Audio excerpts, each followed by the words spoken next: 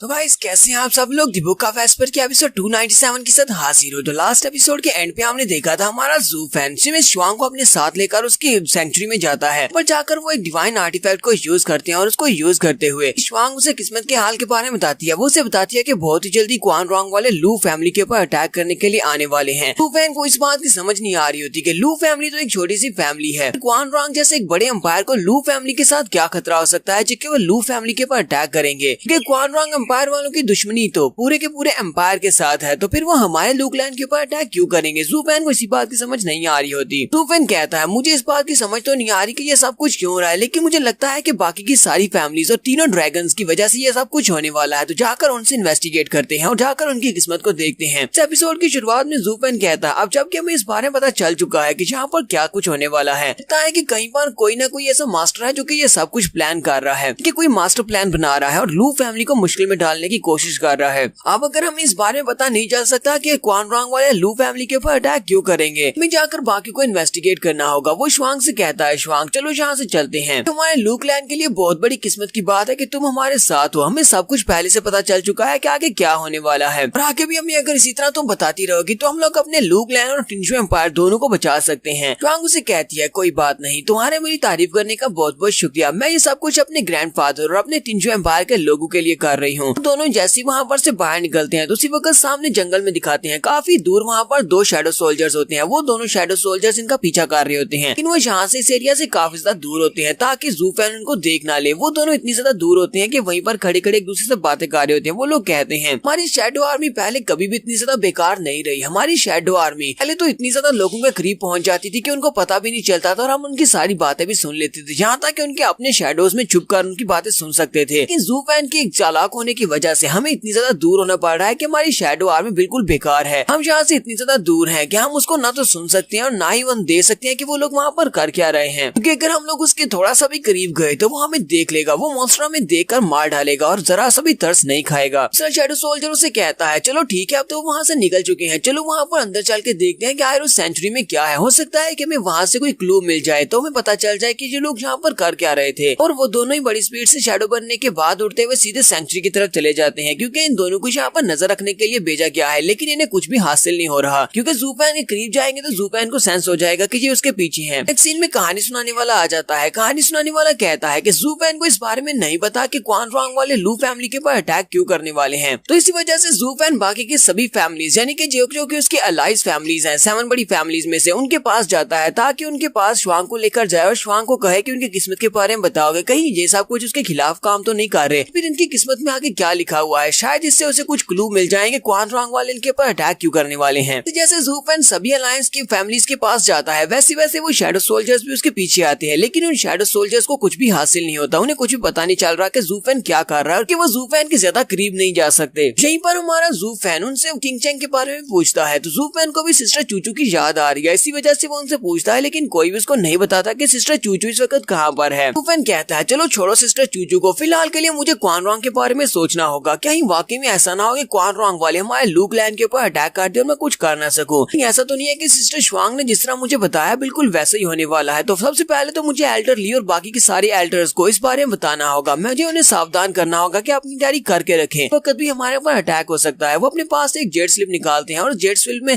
Master ली के लिए message भेज देते हैं कि अपनी आर्मी को तैयार रखना। जू फैन कहता है अगर वाकई में अटैक होने वाला है तो इसका मतलब यह है कि हमारे लू क्लैन को ओवरवेलमिंग पावर की जरूरत पड़ेगी, यानी बहुत ज्यादा पावर की जरूरत पड़ेगी, क्योंकि एक एम्पायर के खिलाफ हमें खड़ा होना होगा। इसे टाइम बड़ी स्पीड से गुजर जाता है। 3 महीने के बाद का सीन दिखाया जाता है। 3 महीने के बाद क्वान रॉन्ग आर्मी के लोग आ चुके हैं। रॉन्ग डेलीगेशन टीम यहाँ पर आई है एम्परर से मिलने के लिए, क्योंकि आज ही के दिन यहाँ पर हमारे एम्परर की सेंटिनेंटल सेरेमनी होने वाली है। लू क्लैन के बाहर का सीन दिखाती है। प्रिंसेस योंगनिंग भागती हुई चिल्लाती हुई वहाँ पर आती है और चिल्लाकर जू फैन से कहती है जू फैन चलो जल्दी से आ जाओ, कुछ बहुत ही अच्छा होने वाला है, तुम मेरे साथ आओ। जू फैन से कहता है प्रिंसेस मेरे पास तुम्हारे लिए बिल्कुल भी टाइम नहीं है तुम्हारी इन बचकानी बातों के लिए, तुम जाओ जाकर मिस जिया और साथ में जुनहाई के साथ खेलो। प्रिंसेस योंगनिंग उसे कहती है तुम समझ नहीं रहे, ये एक बहुत ही खास मौका है। इस तरह का मौका 100 साल में एक बार आता है। मैं तो मेरा शुक्रगुजार होना चाहिए कि मैं यहाँ पर तुम इस मौके पर इनवाइट कर रही हूँ। पता नहीं किसी और ने तुम्हें इनवाइट किया होगा या नहीं, चलो आओ मेरे साथ, मैं तुम्हें लेकर चलती हूँ। जू फैन पीछे की तरफ मुड़ जाता है और उसे कहता है नहीं नहीं मुझे तुम्हारा ये मौका नहीं चाहिए, तुम जाओ यहाँ से चली जाओ। जबकि वो चिल्लाकर उसे कहती है तुम ये क्या कह रहे हो, मैं तुम्हें यहाँ पर इनवाइट करने के लिए आई हूँ क्योंकि आज क्वान रॉन्ग से डेलीगेशन टीम यहाँ पर आ रही है। क्या तुम देखना नहीं चाहते कि क्वान रॉन्ग अंपायर जिसके साथ हमारा हमेशा से ही झगड़ा रहा है, पिछले 1000 साल से हम आपस में झगड़ रहे हैं, फिर उनकी पावर कितनी ज्यादा है, वो अपनी पावर को शो करवाने वाले हैं। वो अपने साथ बहुत सारे जनरल्स और पावरफुल कल्टिवेटर्स को लेकर आए हैं। मुझे नहीं लगता कि तुम्हारे जैसे एक्सपर्ट को इस सब को मिस करना चाहिए। ज़ू फैन जैसे वहाँ पर क्वान रॉन्ग का नाम सुनता है वो बड़ी स्पीड से उड़ता हुआ महल की तरफ चला जाता है। प्रिंसेस चिल्लाकर कहती है, जरा रुको, मैं तुम्हें इनवाइट करने के लिए आई हूँ, मुझे तो तुम पीछे ही छोड़ गए हो। मिस्टर जिया और जुनहाई भी एक दूसरे की तरफ देख रहे होते हैं और कहते हैं चलो हम लोग भी चलते हैं। तो ज़ू फैन कहता है क्वान रॉन्ग वाले तो यहाँ पर आ भी चुके हैं, अब मुझे जाकर वहाँ पर देखना पड़ेगा, फिर पता तो चले कि क्वान रॉन्ग वाले कितने ज्यादा स्ट्रॉन्ग हैं और कितने ज्यादा एक्सपर्ट्स को यहाँ पर लेकर आए हैं। मुझे पहले से इनको असेस करना पड़ेगा, तभी तो मैं अंदाजा लगा पाऊंगा कि उनसे जीत पाना मुश्किल है या फिर आसान है।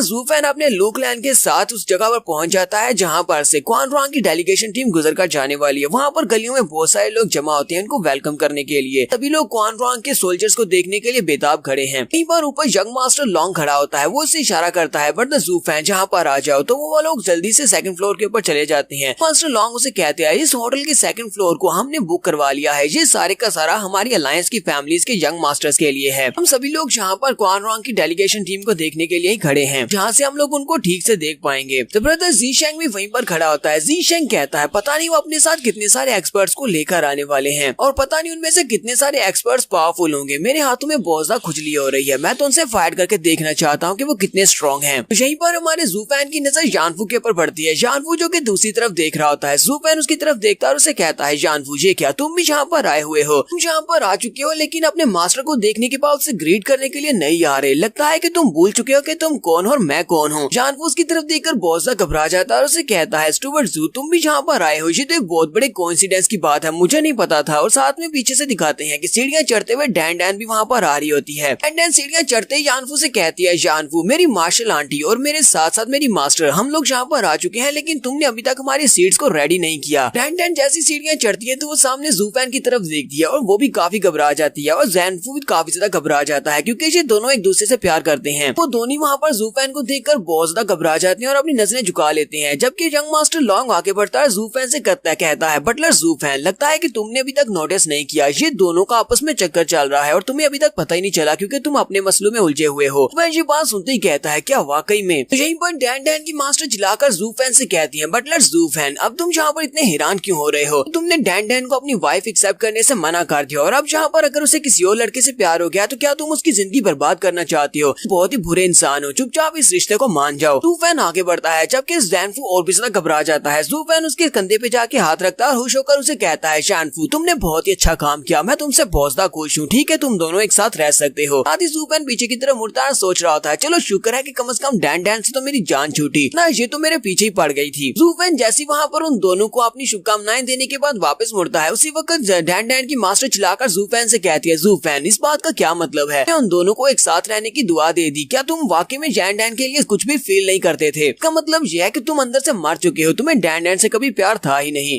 डैन की मास्टर के साथ जो दूसरी मास्टर सिस्टर होती है वो उसे कहती है बस भी करो, तुम कर क्या रही हो? लेकिन जब ज़ू फैन उससे प्यार नहीं करता था और उसकी तरफ ध्यान नहीं देता था तब भी तुम उसको कहती थी कि वो बुरा है। अब जब कोई और लड़का डैन के साथ है और उसके साथ रहना चाहता है और उससे प्यार करता है तब भी तुम ज़ू फैन को ही बुरा भला कह रही हो। तुम यहाँ पर करना क्या चाहती हो? क्या तुम चाहती हो कि जानफू और ज़ू फैन दोनों के दरमियान में आपस में झगड़ा और जो जिंदा रहे वही डैन को हासिल करे? डैन की मास्टर कहती है ठीक है मुझे समझ आ गई है, जानफू और डैन एक साथ रह सकते हैं। साथ ही वो जानफू से कहती है जानफू तुम जरा जल्दी से यहाँ पर आओ। जबकि हमारा ज़ू फैन डैन की मास्टर का मजाक उड़ाते हुए जानफू से कहता हाँ जल्दी से जाओ, तुम्हारी सास तुम्हें बुला रही है। और डैन की मास्टर चिल्लाकर उससे कहती है तुम अपनी बकवास बंद करो। तो ये सभी लोग बैल्कनी में जाकर खड़े हो जाते हैं। उसी वक्त उन्हें वहाँ पर बड़े बीस्ट के कदमों की आवाज आती है, तो वहाँ पर गलियारे में से बड़े बड़े बीस्ट आ रहे होते हैं और उनके ऊपर क्वान रॉन्ग आर्मी के लोग बैठे होते हैं। ये सभी लोग उनको देखकर काफी हैरान होते हैं क्योंकि उन सभी के पास 5th लेवल के डिमोनिक बीस्ट होते हैं, जिन सभी के ऊपर मैं तो फिर तीसरी भी एक्सप्लेन कर दूंगा। लास्ट एपिसोड के एंड पे हमने देखा था कि क्वान रॉन्ग आर्मी की डेलीगेशन टीम वहाँ पर आ चुकी है। डेलीगेशन टीम में काफी सारे सोल्जर्स और काफी सारे उसमें ऐसे भी लोग हैं जो कि हाई ऑफिशियल्स हैं और उनकी यंग मिस भी उनके साथ ही होती है। क्वान रॉन्ग वाले क्योंकि बहुत ज्यादा फेमस है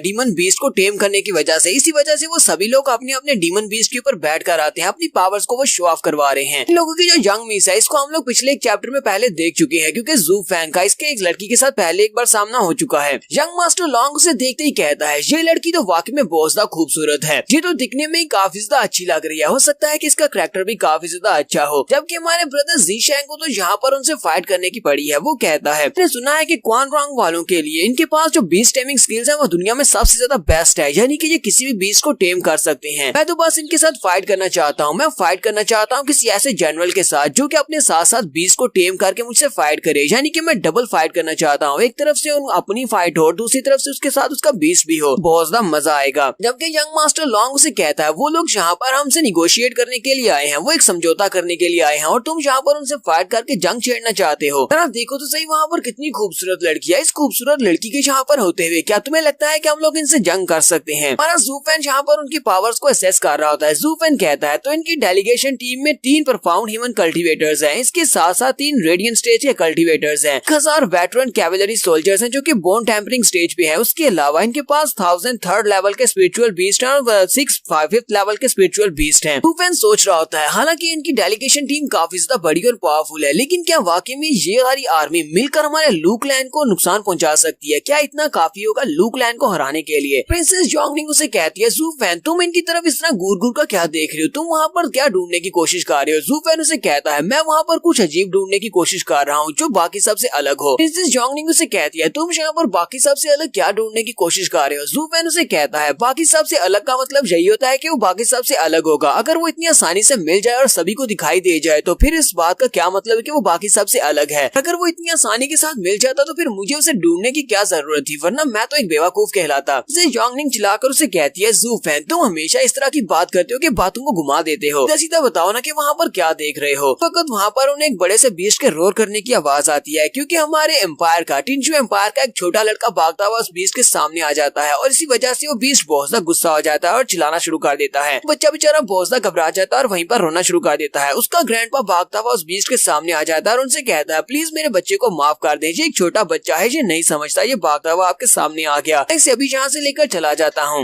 यंग मिस तो उसे कहती है ठीक है अंकल आप इस बच्चे को लेकर यहाँ से चले जाएं। लेकिन उस बड़े बीस्ट के ऊपर जो जनरल बैठा होता है वो उसे कहता है क्या तुम्हारे टिंजू एम्पायर के सभी लोग इसी तरह के बेवकूफ हैं? मैं क्वान रॉन्ग एम्पायर का एक जनरल हूँ और जनरल के सामने तुम्हारी हिम्मत कैसे हुई उसके माउंट को रास्ते में रोकने की? क्या तुम्हें जरा सा भी अंदाजा है कि मेरे जैसे एक बड़े जनरल के सामने आकर तुमने मेरे रास्ते को रोका है और मुझे यहाँ पर रोककर तुमने खड़ा किया? ये मेरे लिए बहुत बड़ी डिसरिस्पेक्ट की बात है। हम लोग अपने रास्ते में आने वाली हर एक चीज को रोन कर आगे गुजर जाते हैं, ये तो सिर्फ एक छोटा सा बच्चा है जो कि चींटी के बराबर है। तुम्हें जरा सा भी अंदाजा है कि एक जनरल के सामने आकर उसका रास्ता रोकने का मतलब क्या हो सकता है? कि दोनों एम्पायर के दरमियान में एक जंग उछिड़ सकती है। जोंगनिंग कहती है ये यहाँ पर किस तरह की बकवास कर रहा है, हमारी तो पहले से इनके साथ जंग चल रही है, तो यहाँ पर एक बच्चे के उसके माउंट के सामने आ जाने की वजह से यहाँ पर कौन सी नई जंग छिड़ जाएगी? बच्चे का ग्रैंडफादर वहीं पर उसके सामने माफिया मांगना शुरू कर देता है और उसे कहता है सर प्लीज मेरे बच्चे को माफ कर दें, यहाँ पर आपसे माफी चाहते हैं, हमसे गलती हो गई, हमें यहाँ से जाने दें। अब इस बात को और ज्यादा ना बढ़ाएं और टिंजू एम्पायर के साथ जंग मत करें। तो उस जनरल का नाम ज़ाला हान होता है। यंग मिस उसे कहती है ज़ाला हान अब बस करो, यहाँ पर सीन क्रिएट करने की कोशिश मत करो, हम लोग यहाँ पर बात करने के लिए आए हैं। ज़ाला हान उसे कहता है यंग मिस तुम्हें बिल्कुल भी घबराने की जरूरत नहीं है, मैं तो बस यहाँ पर टिंजू एम्पायर के इन कीड़े मकोड़ों को थोड़ा सा तंग कर रहा हूँ। वैसे भी इन छोटे मोटे कीड़े मकोड़ों के साथ बात करने से या फिर इनके साथ मजा करने से हमारे मकसद बदलने वाला नहीं है। तो यहाँ पर एम्परर से बात करने के लिए आए हैं और एम्परर किसी एक छोटे मोटे कीड़े के मरने से हमारी टीम को यहाँ से बाहर तो नहीं निकाल देंगे। जनरल ज़ाला हान उस ग्रैंडपा से कहता है मैं वैसे बहुत ही अच्छा इंसान हूँ, इसी वजह से मैं तुम्हारे टिंजू एम्पायर की वजह से तुम्हें माफ कर देता हूँ। मैं अपने इस डीमन बीस्ट को कैसे मनाऊं? ये डीमन बीस्ट ये बहुत ही अजीब है, जब भी इसके रास्ते में कोई आ जाता है, जब इसका रास्ता काटता है तो ये उस चीज को अपना खाना समझता है। यही तो इसका मसला है, कभी भी कोई भी इसके सामने नहीं आता, अगर कोई रास्ते में आ जाए तो ये इसको खा जाता है। तो अब तुम्हें यहाँ पर अपने बच्चे को इसको खिलाना पड़ेगा, क्योंकि अगर ये उसको खा ना ले तब तक इसका मूड बहुत ज्यादा खराब रहता है और अगर इसका मूड खराब रहेगा तो फिर मेरा भी मूड खराब रहेगा क्योंकि मैं इसके ऊपर बैठा हुआ हूँ। चलो आप मुझे जल्दी से बताओ क्या तुम अपने पोते को इससे खिलाओगे या फिर अपने आप को इससे खिलाओगे? तो ग्रैंडपा बहुत ज्यादा घबरा जाता है।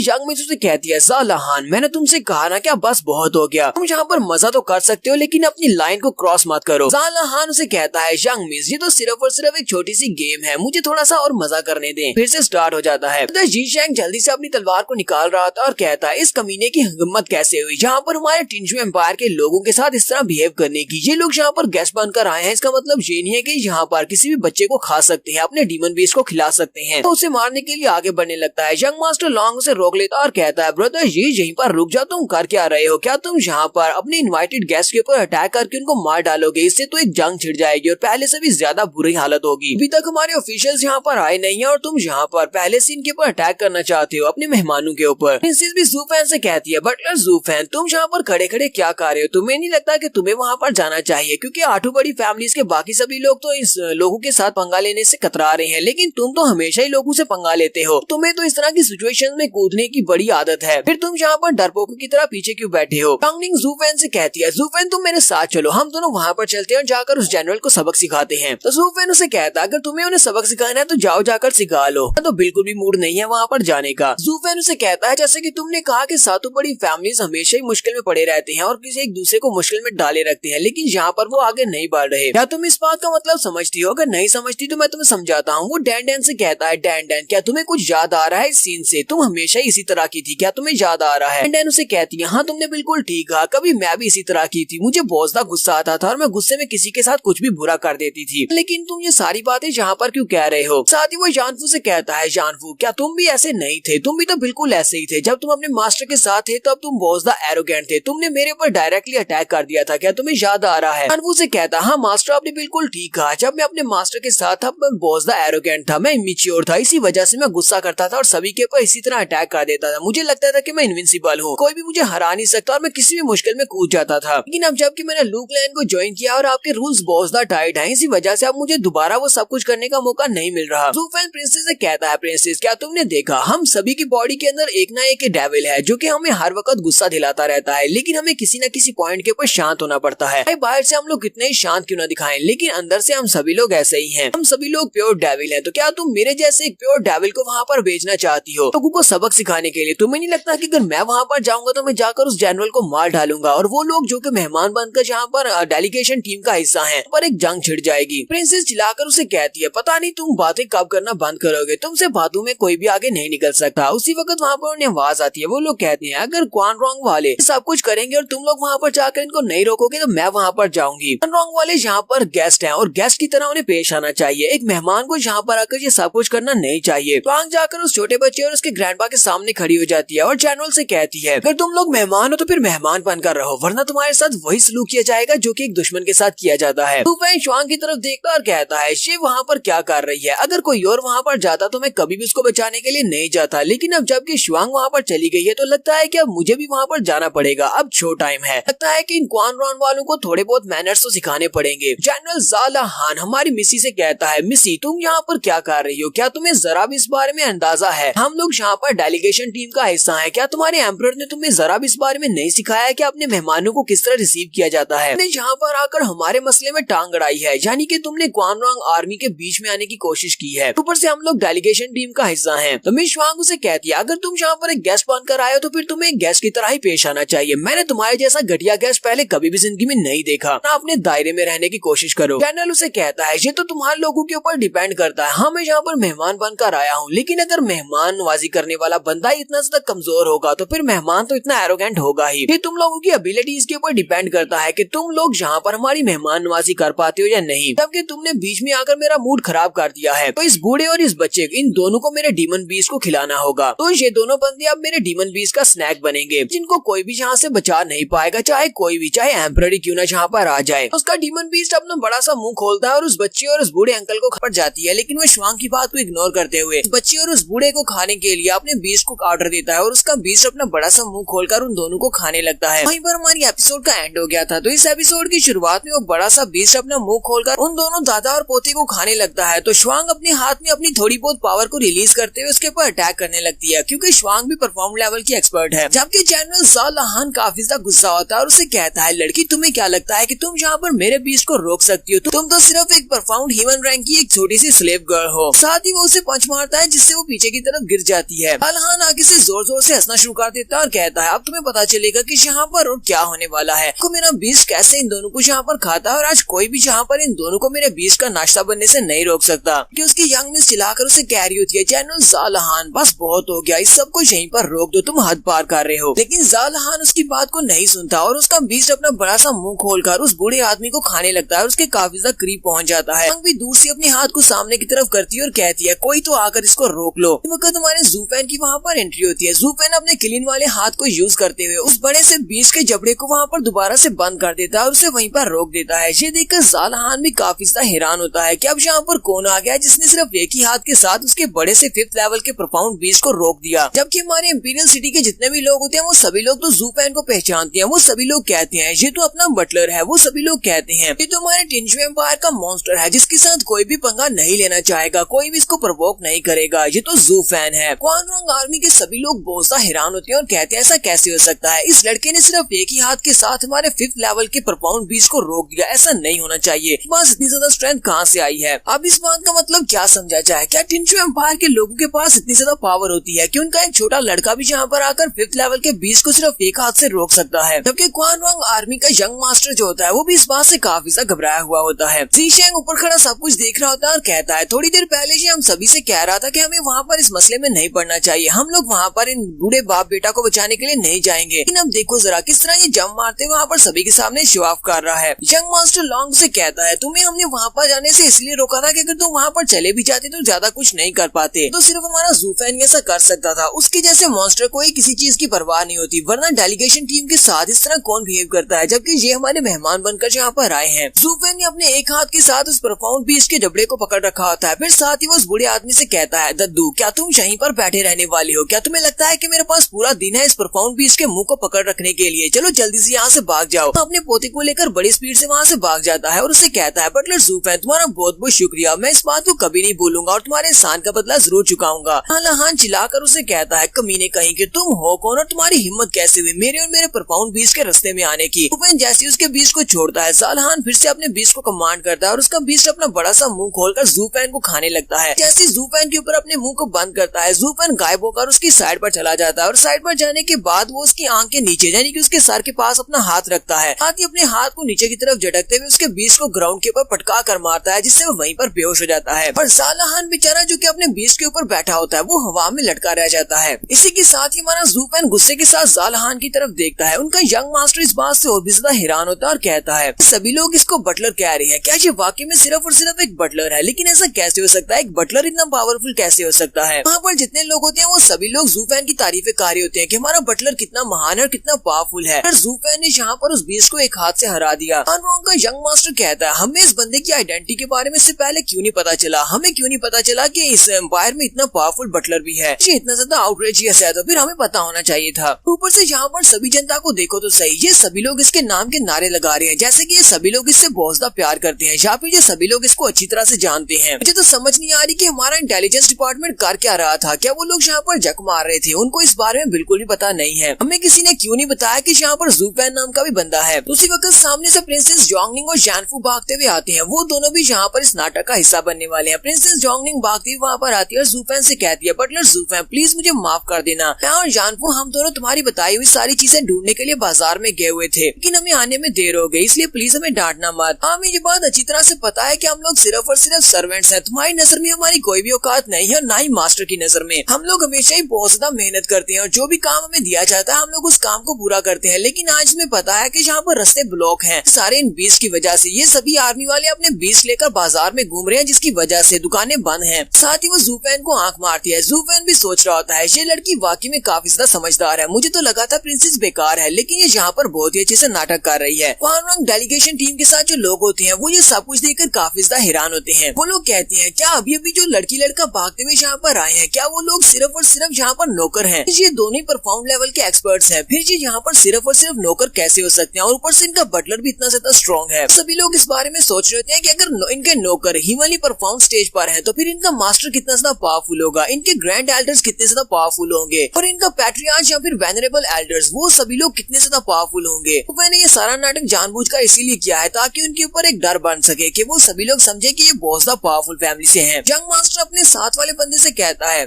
लियांचा तुमने आज यहाँ पर रहकर कौन सी इन्वेस्टिगेशन की है, हमने तुम्हें यहाँ पर स्पाई बनाकर भेजा था ताकि तुम सारी इन्फॉर्मेशन हमारे तक पहुँचा सको, लेकिन ये क्या तुमने हमें इन बारे में क्यों नहीं बताया, ये कौन सी फैमिली है और कितनी पावरफुल फैमिली है, तुमने इस बारे में क्यों नहीं बताया। वो खबरी बेचारा भी काफी ज्यादा घबरा जाता है और सोच रहा होता है अब मुझे इस बारे में कैसे पता हो सकता है, कल तक तो यहाँ पर ऐसे कोई भी पावरफुल लोग नहीं थे, अब अचानक से ये लोग कहाँ से निकल आए मुझे इस बारे में बिल्कुल भी नहीं पता। ऐसा तो नहीं है कि ये लोग यहाँ पर हमारे सामने कोई नाटक कर रहे हैं, मुझे तो लगता है कि यहाँ पर सिर्फ और सिर्फ ब्लफ कर रहे हैं। ज़ूफेन अपने दोनों नौकरों से कहता है तुम्हें पता है ना कि तुम लोग यहाँ पर टाइम वेस्ट कर रहे हो, तो फिर तुम दोनों अभी भी यहाँ पर खड़े क्या कर रहे हो, जाओ जाकर बाजार से वो चीजें ढूंढ कर लाओ कि अगर तुम लोग यहाँ पर लेट हुए तो यंग मास्टर ना सिर्फ तुम्हें सजा देंगे बल्कि मुझे भी सजा देंगे, तुम अपने साथ साथ मुझे भी सजा दिलवाओगे और तुम्हें पता है ना कि हमारे यंग मास्टर कितने ज्यादा खतरनाक और पावरफुल हैं और ऊपर से उनका गुस्सा बहुत ज्यादा है। ये बात सुनने के बाद क्वानरंग आर्मी का यंग मास्टर नीचे उतर आता है और उनसे कहता है, प्लीज मेरे जनरल के लिए मुझे माफ करना, मुझे अपने जनरल को समझा कर लाना चाहिए था, उसने यहाँ पर बहुत ही बुरे से बिहेव किया है। मैं अपने जनरल ज़ालहान की तरफ से तुम लोगों से माफी मांगता हूँ। ये ज़ूफैन उसकी बात को मुकम्मल तौर पर इग्नोर कर देता है और अपने लोगों से कहता है, चलो जल्दी से यहाँ से चलते हैं, हम लोग जाकर अपनी शॉपिंग को कंप्लीट करते हैं। मास्टर इस बात से और भी हैरान होता है और कहता है, ये तो मुझे बिल्कुल नजरअंदाज कर रहा है। अंगनिंग उसे कहती है, लेकिन बटलर ज़ूफैन, हम लोग बाजार से शॉपिंग कैसे करेंगे, पूरा बाजार तो बंद है, इन लोगों ने अपने बड़े बड़े बीस्ट के साथ रास्ते ब्लॉक किए हुए हैं, वजह से कोई भी दुकान खुली नहीं है। ज़ूफैन उसे कहता है, ये बात तो तुमने बिल्कुल ठीक कही, इन लोगों ने रास्ते ब्लॉक किए हुए हैं। अच्छा फिर ठीक है, तुम लोग यहीं पर रुको, पहले मैं इनके साथ निमट कर आता हूँ। ज़ूफैन पीछे की तरफ मुड़ता है और उनसे कहता है, ओए तुम सभी लोग मेरी बात कान खोल कर सुनो, ये हमारा इंपीरियल कैपिटल है और यहाँ पर इंपीरियल कैपिटल की सड़क ये हमारे चलने के लिए और बाजार के लिए है, ताकि बाजार से लोग चीजें खरीद सके। अब यहाँ पर आकर परेड नहीं कर सकते, अपनी आर्मी को लो यहाँ से दफा हो जाओ, किसी और रास्ते से जाओ, तुम लोग रास्ता ब्लॉक कर रहे हो, इसलिए यहाँ से दफा हो जाओ, क्योंकि तुम सभी लोग इस वक्त मेरे रास्ते में हो। और साथ ही ज़ूफैन घूर कर उन सभी की तरफ देखता है। जैसे यंग मास्टर उसकी बात सुनता है, वो भी गुस्से के साथ से कहता है, तुम्हारी हिम्मत कैसे हुई हमसे इस तरह बात करने की।